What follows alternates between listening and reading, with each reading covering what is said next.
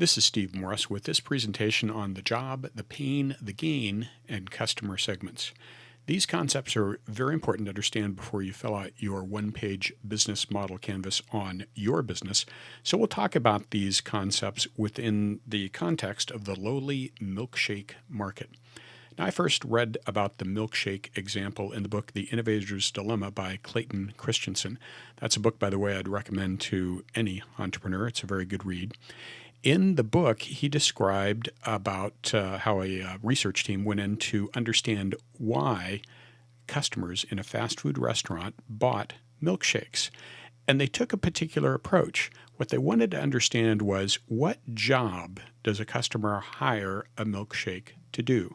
Now, normally you'd ask, what's the need, right? Why are people buying? But asking what job does a customer hire a product to do is an interestingly active way to think about why people buy things. So it's just a little bit of a different model than asking, hey, what's the unmet need? Now, they also believe that when people bought milkshakes, probably they were either trying to avoid some pain or realize some gain. And that's what they wanted to understand. So they talked to customers in the restaurant, and they found that sure enough, people bought milkshakes for different reasons. There were commuters, for example.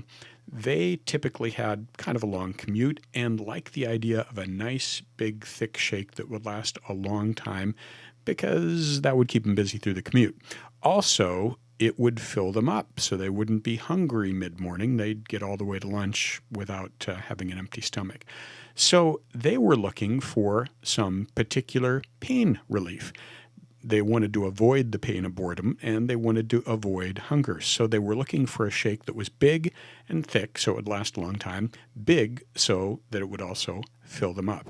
Now, one other category of customers were parents with kids.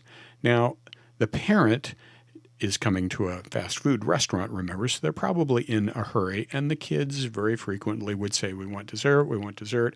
Well, it turns out a milkshake was an easy yes. It was a small milkshake, of course. It was quick. It wasn't messy. It was an easy way to give the kids a dessert and get out of there quickly. So the parent was looking for something very different in terms of pain and gain. The gain was, it was an easy yes. It avoided the pain, I guess, of a nasty yelling kid. And it was quick. It would get them in and out. So they needed a shake that was small and not thick.